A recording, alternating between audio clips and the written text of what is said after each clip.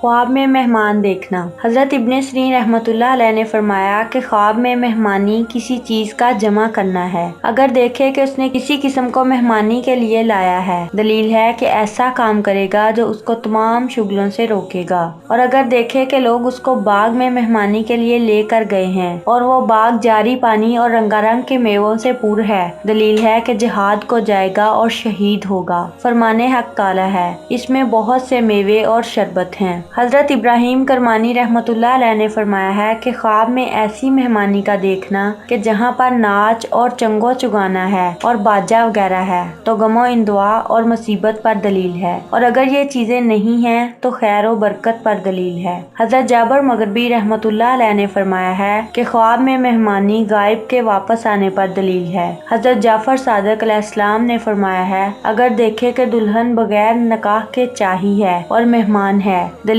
है कि उसको गमो इंदुआ पहुंचेगा।